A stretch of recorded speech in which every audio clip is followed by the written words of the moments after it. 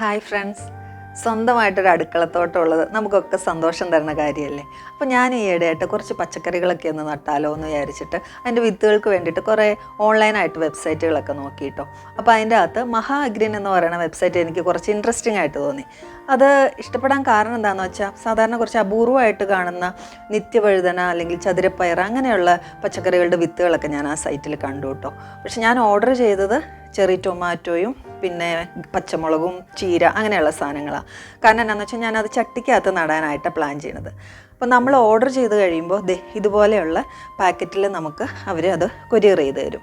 അപ്പോൾ ഇതിൻ്റെ ഈ ഒരു പാക്കറ്റ് വിത്തിന് ഏകദേശം ഒരു 50 രൂപ 60 രൂപ റേഞ്ചിലൊക്കെ ആട്ടോ നമുക്കത് കിട്ടണത്. അപ്പോൾ ഞാനിന്ന് വിചാരിച്ചു നിങ്ങളെ ഈ ചെറിയ ടൊമാറ്റോ ഒന്ന് നടുന്നത് കാണിച്ചു തരാമെന്ന്. അതിന് വേണ്ടിയിട്ട് ഞാൻ ഈക്കോ ഫ്രണ്ട്ലി ആയിട്ടുള്ള കുറച്ച് പേപ്പർ കപ്പുകൾ എടുത്തിട്ടുണ്ട്.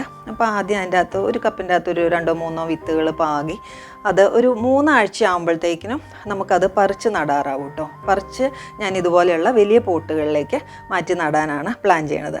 അപ്പോൾ അങ്ങനെയൊക്കെയാണ് എൻ്റെ പരിപാടികൾ. അപ്പോൾ നിങ്ങൾക്ക് ഇത് ഇൻട്രസ്റ്റിംഗ് ആയിട്ട് തോന്നുകയാണെന്നുണ്ടെങ്കിൽ നിങ്ങൾ ഈ മഹാ അഗ്രീൻ എന്ന് പറയുന്ന വെബ്സൈറ്റ് ഒന്ന് വിസിറ്റ് ചെയ്ത് നോക്കുക. അതിൻ്റെ അകത്ത് പച്ചക്കറികൾ മാത്രമല്ല, ഫ്രൂട്ട്സ് പിന്നെ ഫ്ലവേഴ്സ് അതിൻ്റെയൊക്കെ സീഡുകളും അവൈലബിൾ ആണ്.